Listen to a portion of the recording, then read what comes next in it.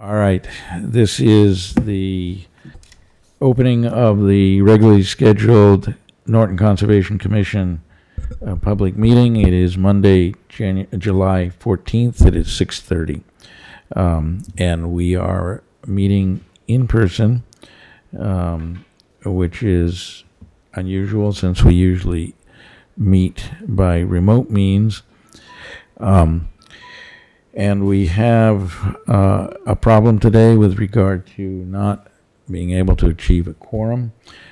Members attending are Dan Pearson, myself, Julian Kadish, and Mark Fernandez, along with John Thomas and Megan Harrop. We are lacking two members because their terms ended, and we don't have new appointees yet or new volunteers yet.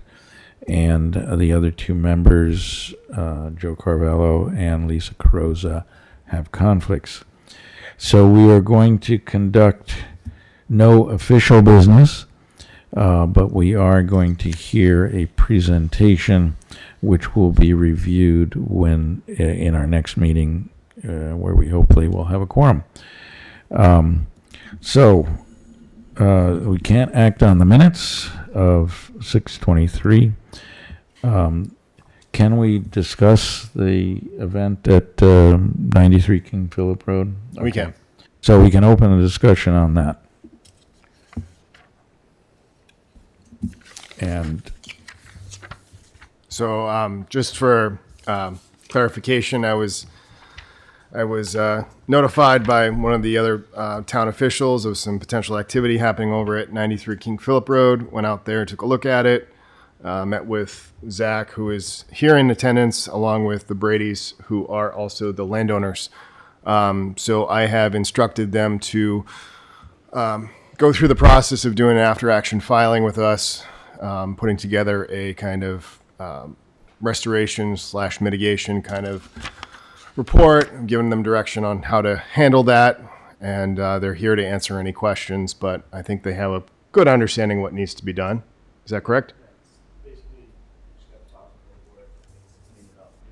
Mm-hmm.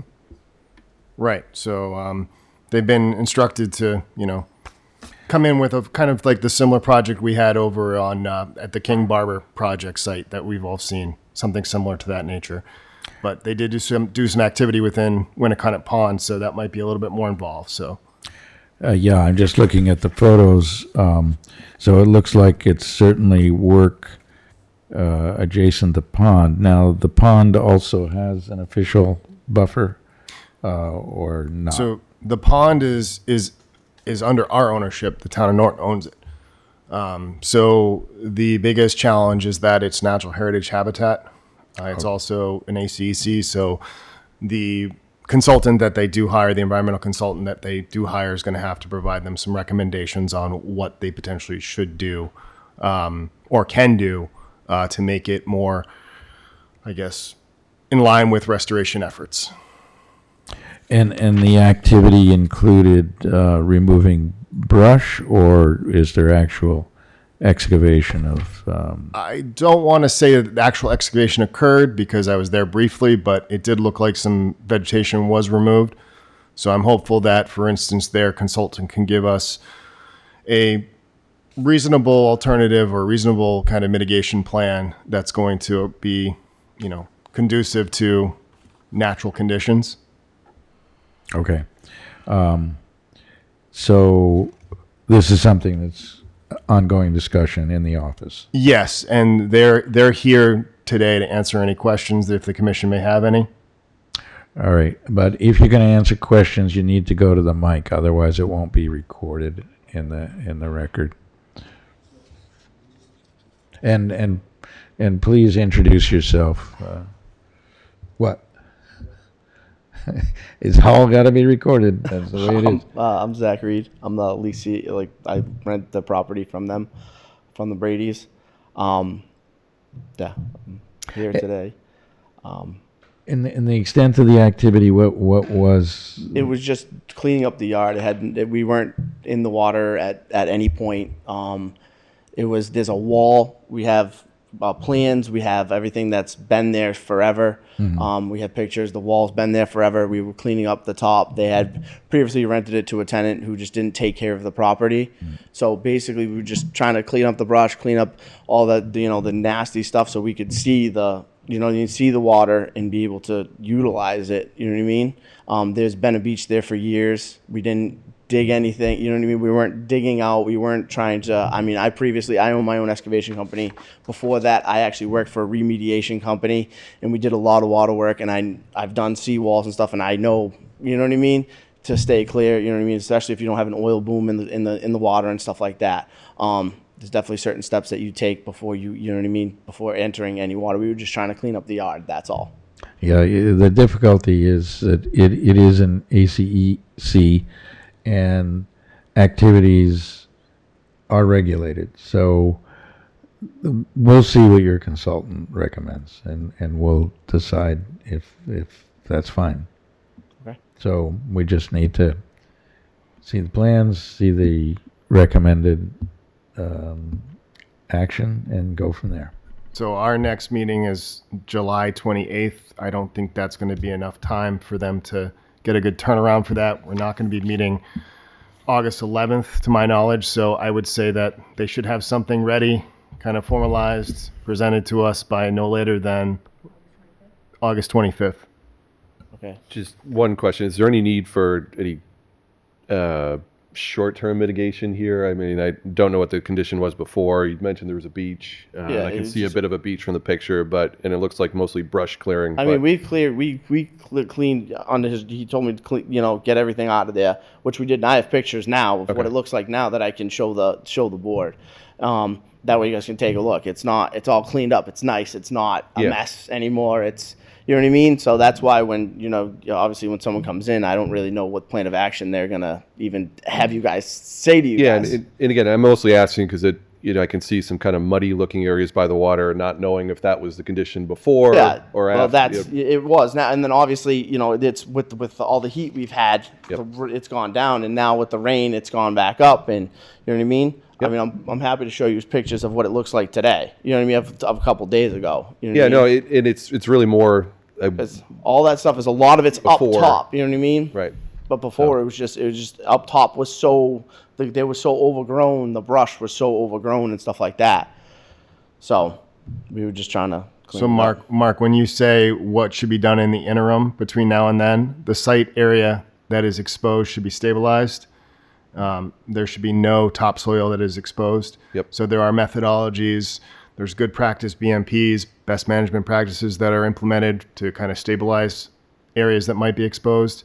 In that event, that is something they can do, or they can contact their their environmental consultant, and find out what they recommend for that, and they can reach out to us and let us know. I think that's probably a good tactic here, is for them to get on board with an environmental consultant and them to work through it and give us an understanding of what they're going to do in the interim.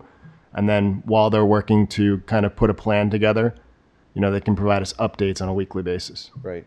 Yeah, I mean, just in that it'd be nice to have some eyes on it. Again, that we're not having any continued sort of No, I mean, I runoff could into show the you a pond or picture anything right. like I that. have printed them out with me Yep. of what it looks like right now, and there's no, you know what I mean? Yeah, again, as long as that's all covered and feel confident that it's Yeah. there's- Can I show the board? No, or I'm you know what I mean? okay.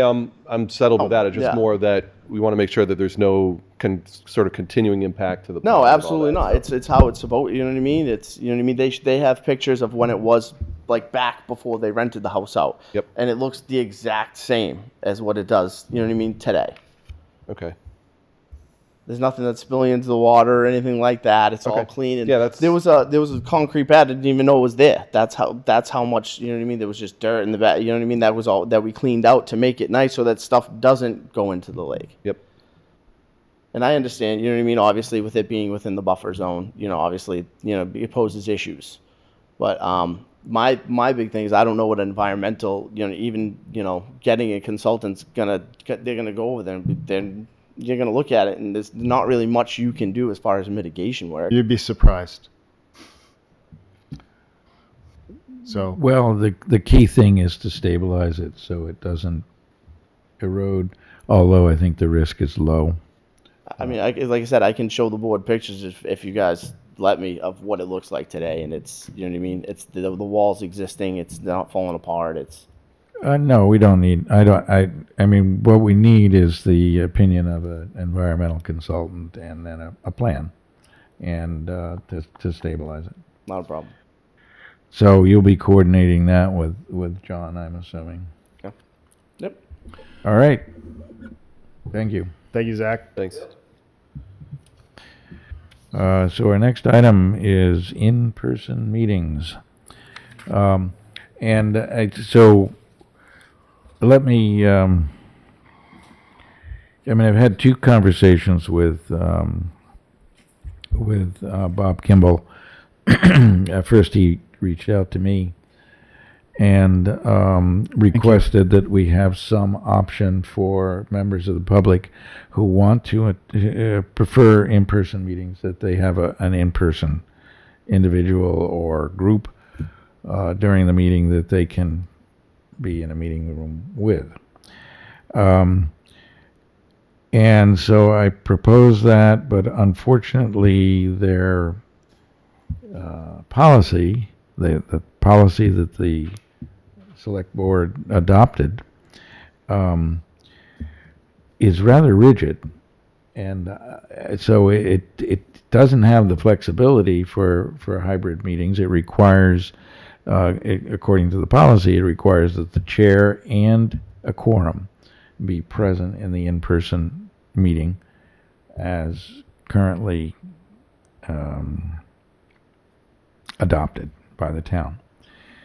So that is difficult for us currently because we have two members whose terms expired and their vacancies have not been filled yet. And then we had two people who had conflicts and couldn't attend.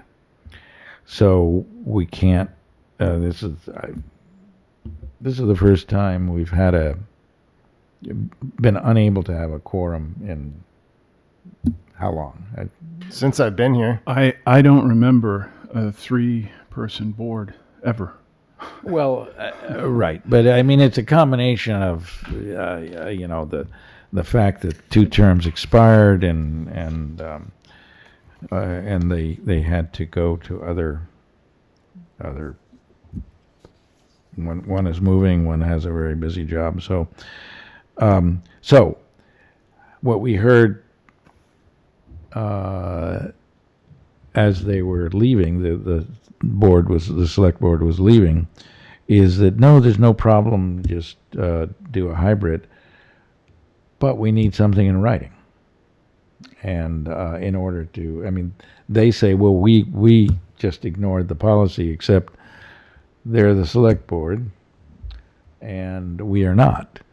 So we need something that will allow us to be official, that we're not required to abide by the policy. And their statement is, well, the state has said meetings can be hybrid or totally remote. Can I just make a comment on that? The Please. state has also said that you can still have virtual meetings if you would like to. So I just want to add that. Right, but we don't want to be too obnoxious now, do we? I'm not being obnoxious. I'm just making that statement. Okay. I understand, but we have members of the select board that want somebody, doesn't have to be a quorum, wants somebody sitting in this room in our meetings. And I'm willing to do that. And the rest of the meeting can be conducted remotely. And I'm assuming we'll try to arrange that next meeting. Do we have to have a vote for the next meeting? Yeah. A vote for, Because at a previous meeting, I believe we had voted virtually, so for virtual meetings only. So I don't know if we have to have a vote going forward to have the hybrid option. so we can certainly vote the three members that are present, and then we can query the other two members to see how they feel, and I think that will give us an official poll of the board to do that. Yes, no, everything has to be, I don't know how voting works without a quorum. I think it would be that. well, I maybe think we no- can call it a poll of the members present. I guess, is there a need for a vote, given that the select board's policy was, as you're saying, kind of rigidly written, and do we even have an option for, I mean, is it kind of a moot point? The policy says we need to have in-person meetings, or allows for, some remote participation under certain circumstances, but is there a need for a vote? Or do we have to follow the policy? You see, this is what's confusing to me. And when they passed the policy, I was at that podium saying, this is not a good idea. And yet they had decided they were going to pass the policy. So now we have this dilemma. Right. And even the select board is not following the policy. So, I mean, we can join the crowd and not be academically correct. For open meeting law, I suggest we follow all sorts of standards and regulations that are enacted by, whether they be local, whether they be state. Whether the commission wants to meet virtually, we can do that. Whether the commission wants to meet in person and have virtual capabilities, we can do that. But we need to make sure that we also adhere to any policies locally that the town also has too. And that's why I asked for a memo in writing saying that we can have a variation on that policy. So just so the commission members that are present here tonight know, is that there are still boards and committees here in town that are meeting virtually. There are boards and committees that are meeting in person, and then there are boards and committees that are meeting in person with virtual capabilities, hybrid.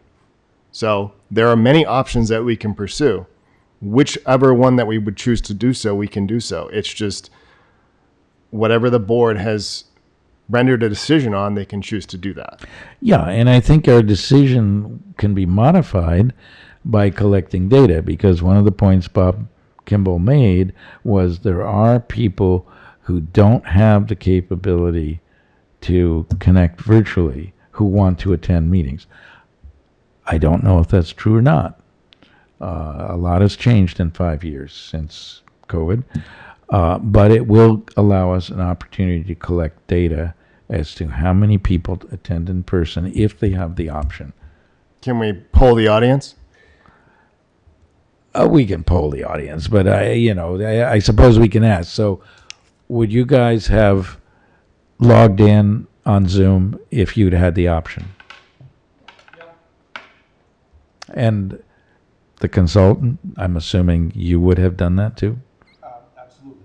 Yes. So certainly of the people here, they are not uncomfortable using the remote technology. So, all right. So, Can I just make a suggestion? Maybe we could give some feedback to the board, even formally, a letter or something, just to say this is how we feel. I've given a lot of feedback to Bob already. Well, I think it'd be good if we went on record, though. I mean, I think we had a conversation about this virtually. We took a vote, and I think we got a sense for where the commission stands on the issue of virtual meetings. My thing was, I think that the policy was developed without any process for feedback. I mean, I couldn't find the policy to begin with, so I don't know what the vote was on it. It wasn't read at the meeting.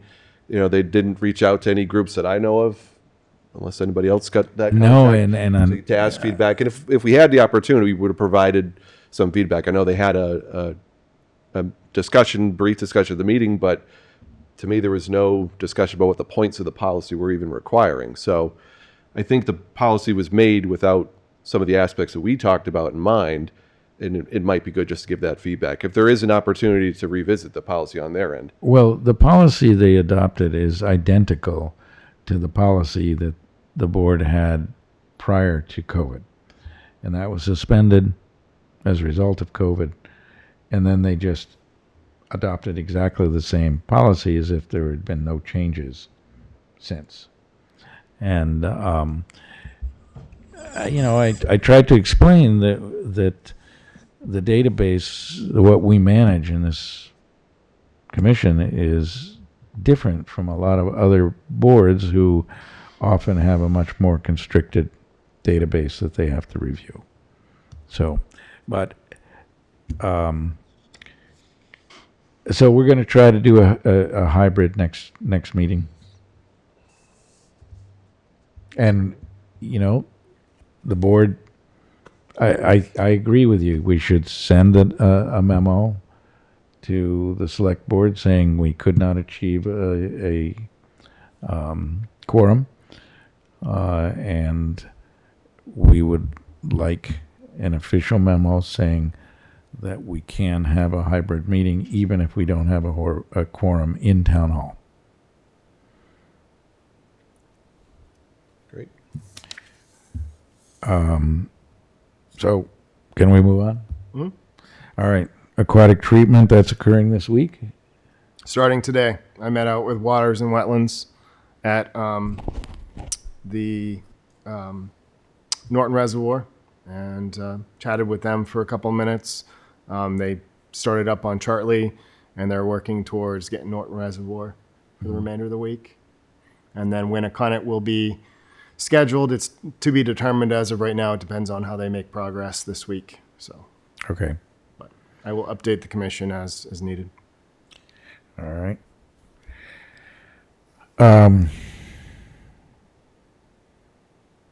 So we have, actually, this is irrelevant now, this next item, which is to vote on the request for continuance of public hearings. All of these public hearings will automatically be continued until our next meeting, where hopefully we will have a quorum. So that includes file number 250-1174, 361R, Old Colony Road, requested a continuance until 7/28. File number 250-1178, 0 Leonard Street, also requested continuance till 7/28. And we don't have a file number, but 61 West Main Street, a new project involving demolition of an existing building and construction of 2 new buildings. They requested a continuation of till 7/28 prior to opening of the hearing. So all 3 of those will come up again at our 7/28 meeting. And then we have a section for public inquiries, departmental updates. I don't know if there's anything to discuss. So we have in your packet, we have one plan that's shown in front of you. It's a site plan. It's 11 by 17. This is over at 124 Barrow Street. I don't know if anyone's ever been down Barrow Street, but it's right near where the dam is, where the Wading River crosses under the road. It's near the old Tweed facility. It's one of the houses that kind of sandwiched in between that area. And they had a failed septic system there, and unfortunately they have to do an emergency repair. They've tried to move it as far away from the river as possible, but this is emergency repair, so they're going to be working on this week. I just wanted to bring it to your attention that I'm going to be doing administrative approval for this one with the help of the Board of Health agent. So just going to sign off on this one for them to do the work. So, Thank you. yep. So I think our next item is 260 South Washington Street. Also does not have a file number yet, but it's we have a representative of the applicant, and we're going to have an informal discussion, which will be reviewed at our next meeting.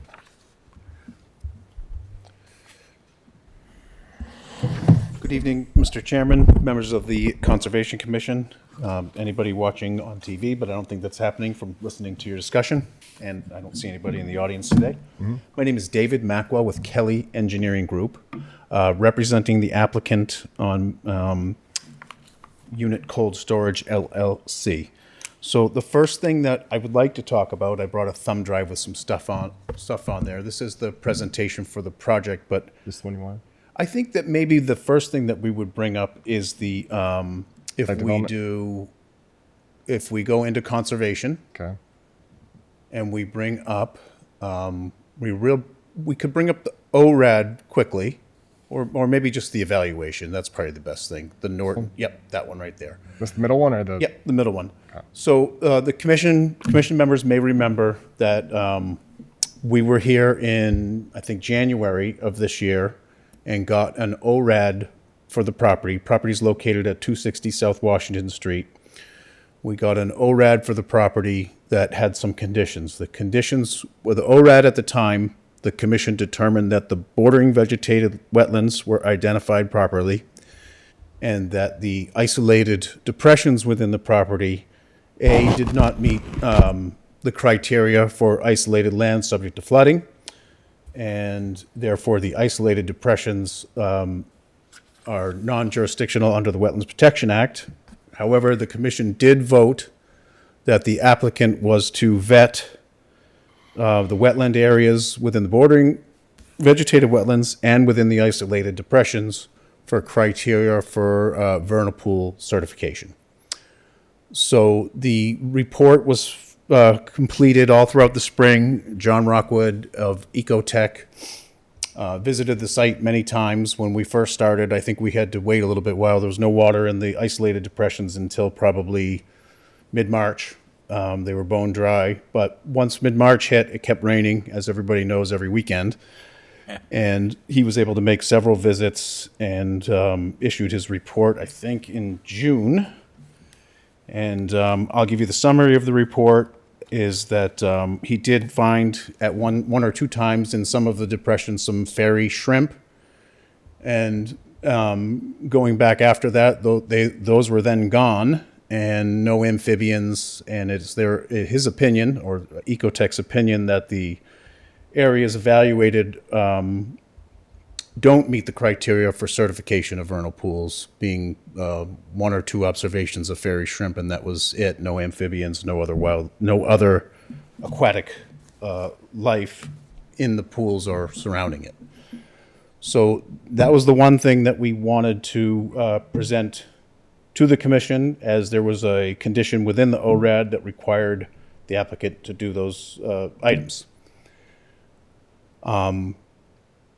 And we wanted to just bring that to light because it's part of our project. In addition, simultaneously, when we submitted the compliance with the condition of the ORAD to the commission, we filed a project on behalf of the applicant for a multi-unit freezer building. So before I move too far on that, the commission and the staff, if anybody has any comments, questions, concerns, John Rockwood of Ecotech couldn't make it, but I can certainly try to answer any questions, take any notes, and be in the best position to follow up at the next meeting to close this issue. So just so the commission's aware, I've looked through this report and thoroughly and would probably agree with the findings here from the applicant and their consultant. I actually went out there myself 2 times during vernal pool season. I did not find any fairy shrimp. So kudos to Mr. Rockwood for finding all those fairy shrimp, because I was there for a good 15 minutes on each pool, and I should find them if I'm there for 15 minutes, dip netting and trying to find what I can. But I did not find any sort of other obligate species in either one of those pools, or there were a handful of them, but there were 2 significant ones that I did see that potentially could be indicative of certified vernal pool habitat, and it seems that that's not the case. So, John, can we bring up a site map? Yes. If you go just a couple pages down in this report, he's provided one, I think, right in here. let's see. Probably. Buried, maybe? I think they're just loading. Loading? Okay. Maybe you can get to the full screen view. I don't know how to do that on this. There you Those go. are some images. I think it's before the What images, I images? think, is the map. Actually, I have a printed copy. Why don't I look to help you out? So here's the map, if you guys can see that. Just expand this. So, So that's South Washington Street at the Yeah. bottom, yeah, and that's 495 up there. 495 right here, South yeah. Washington Street. Okay. Yep. So we had isolated depressions here that are labeled C, D, and E. This was BVWA and BVWE. So John, I do believe, evaluated for any depressions within A, within B, and within C, D, and E. so I can verify that E Dry. was dry when I was out there both times. C was dry when I was out there both times. D had a little bit of standing water. B was the most, I guess, with the most inundation that I thought potentially could, but I didn't see anything in there. And A, I didn't find anything in that one either. So I can definitely field verify that. So So just to refresh the commission, while looking at the map, these were the isolated depressions here that the commission voted on that were not isolated land subject to flooding, based on the report that was submitted in January. The ORAD required a condition that the site be reevaluated for presence of vernal pools, and we've done that. Just to note, the any NHESP maps did not show potential vernal pools here. We think that the site had been cleared, probably to construct the highway, maybe for some of the adjacent properties a long time ago. And some of the depressions in the front are possibly leftover excavation of borrowing the soil. We have fairly well-drained sands and gravels at the site that may have been used to construct 495.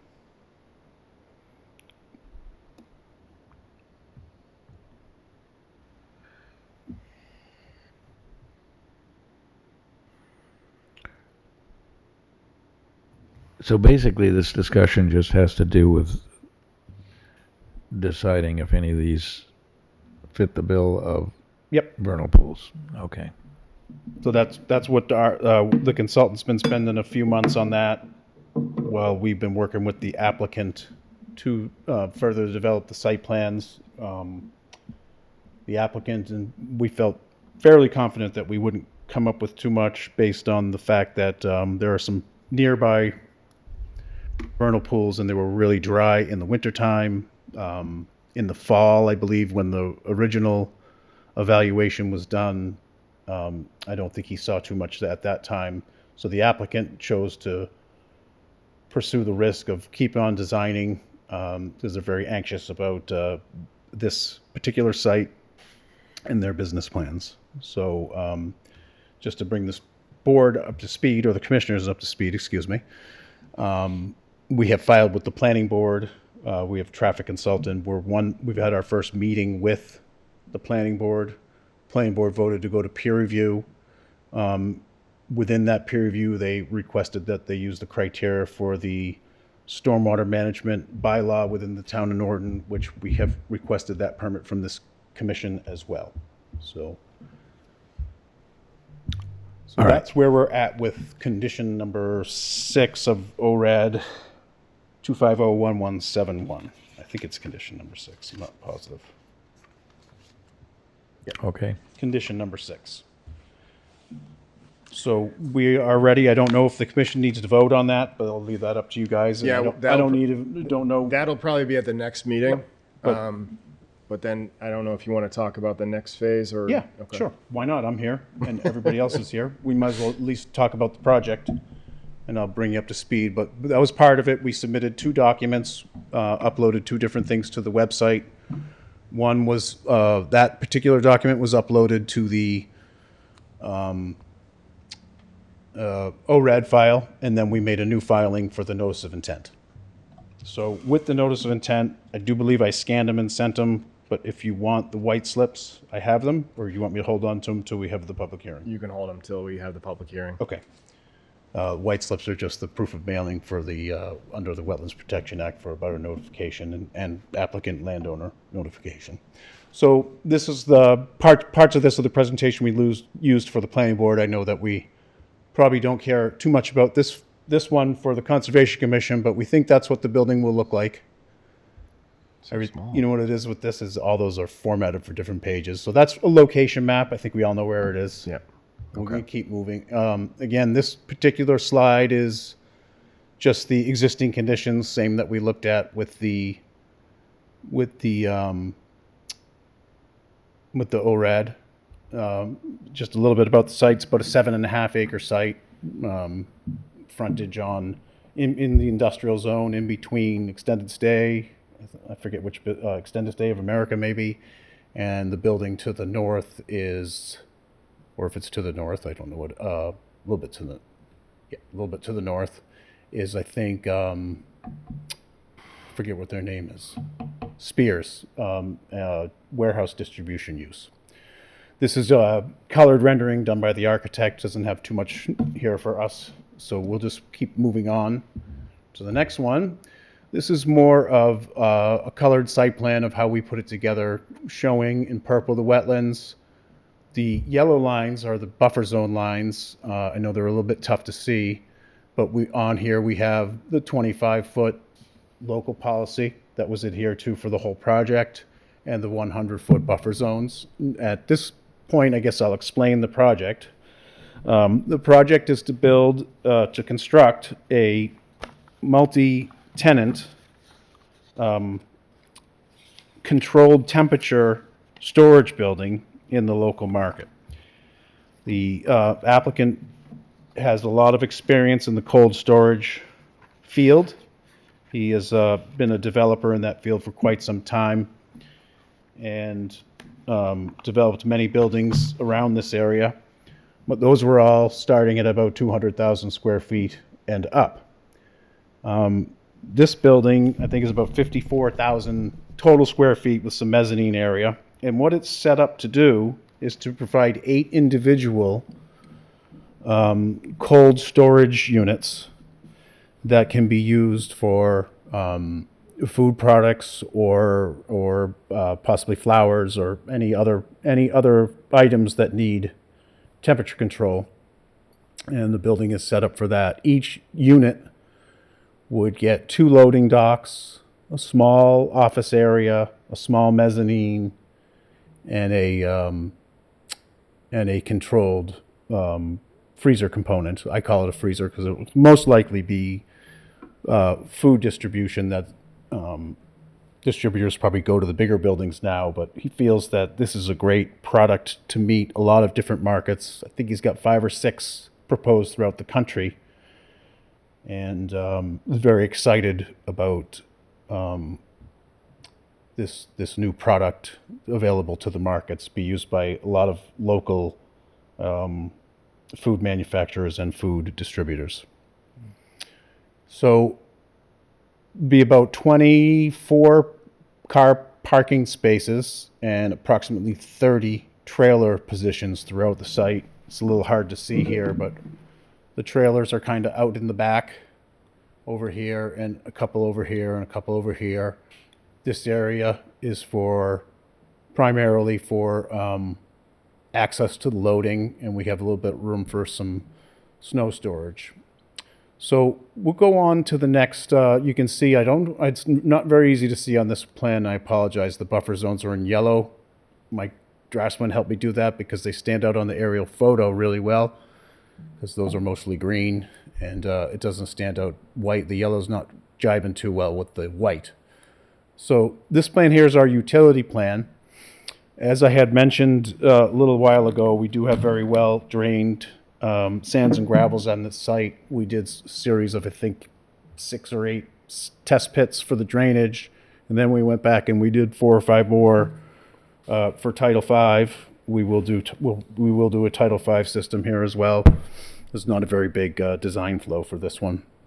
I think it's under 1,000 gallons a day that they're anticipating to use for the sewer system. So what you see in magenta color there is the substantial subsurface stormwater management systems. These are designed to perk the entire storm. We do have very well drained soils here for the most part. So the existing calculations don't generate too much runoff, and therefore we are designing these for 100% recharge. We also did get a look at the stormwater management bylaw, and the two big things that it calls for is an increase in TSS removal and a phosphorus metric, in addition to detailed operation and maintenance plan. Other than that, the bylaw requires some of what is required anyways through SWIP, which will be, erosion control plans, and we register the site with the EPA, the local conservation issue, agent. Make sure you call them sediment control. Sediment plans. controls. Yes. Would all be subject to purview by the Conservation Commission and its agent throughout the construction of the project. So we'll be developing a comprehensive SWIP plan to file with the EPA. And when we get that done, we'll have a copy here available. For starters, we've just done the generic plan to get going. The applicant does have a contractor, so we're ready to work with the commission if this project goes forward. The commission and its agent, excuse me. So, in a nutshell, that's the project. The one thing about this project compared to others is the applicant is choosing to just do the whole place in concrete, which we don't see much of here in Massachusetts, but his experience throughout the country is concrete holds up for 30 years, and he's sick of repaving everything everywhere he doesn't do concrete. So, the whole place will be concrete, which we don't see too much of, as I said. But so that's where we're at. We did file with DEP. We do not have a file number yet, although we do think that they did receive the check, and we haven't received any comments, and we haven't received a number. Also noticed that somebody that filed before us also doesn't have a number yet.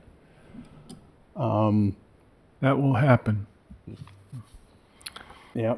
So, I don't know if I have many more slides here. I think I deleted them. I had some turning movements and things like that for the planning board that I don't think were. Yeah, there's no point going into more detail because Yeah. you're going to have to present the whole thing again. Yeah. Sure. So But, some things to take into consideration for the next meeting is just make sure if you have a retaining wall, Yep. have a spec detail on that. Snow storage is going to be a big thing. Yep. Make sure you talk about that.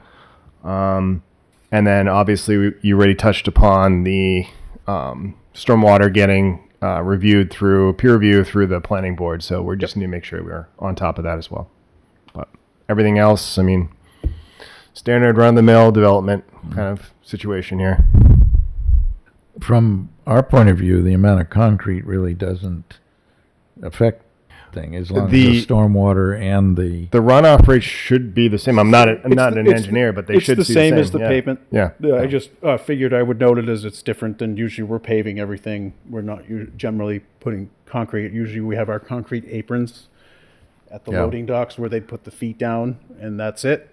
Because most of the developers don't want to spend the money to provide the concrete, but the developers in this for the long haul, and has owned and built many buildings. all right.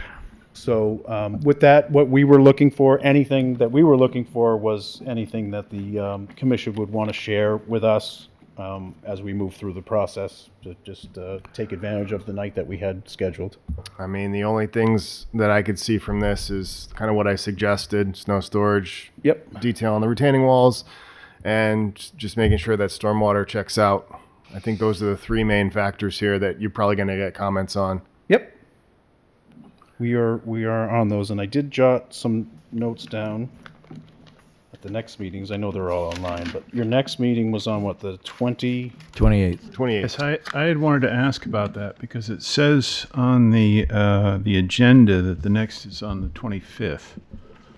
Yeah, because I wrote down the 28th twice, so one should be 28th a or couple 25th? days off because it's not divided by 7. It was probably the Monday. It is the 28th, so the agenda's wrong. Okay. Oh, yeah. Thank you. That happens. That happens. So then That does happen too.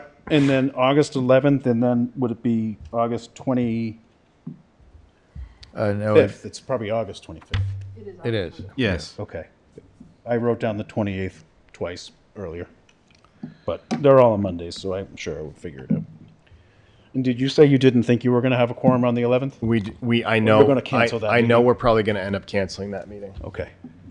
because I think our chair and also our vice chair are going to be on vacation. So. Yep. Understood.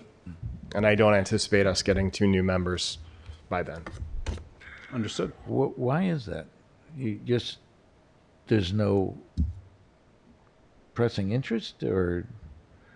I honestly, I don't know, Julian. So is there, I mean, what have we done anything to put the word out? I'm wondering if maybe running something in the Sun Chronicle. we can definitely look at that as an option. Yeah, I can send Craig an email. Okay. And see if they'll put something. It is advertised on our website, but the only people that frequent our website are the people that have to do work here in town. Or You never know. There might be some strange. Of course, the question is, how many people read the Sun Chronicle here in town? So that's another I issue. can't answer that question It either. can't hurt to say, people of Norton, if you are interested in joining the Norton Conservation Commission, it would be greatly appreciated. So the selectmen appoint them here? Yeah, but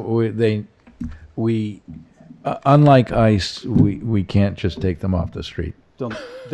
They'll need to go around their neighborhoods and find somebody. Or their districts. I don't know how it works here. All right. Well, thank you, David. For taking the time to come down when you didn't have a quorum. I appreciate you. it. Hopefully, the presentation at least fills you in a little bit of what we're trying to do, Yeah. and the status that we're at. It's appreciated. Thank you. Okay. Thank you.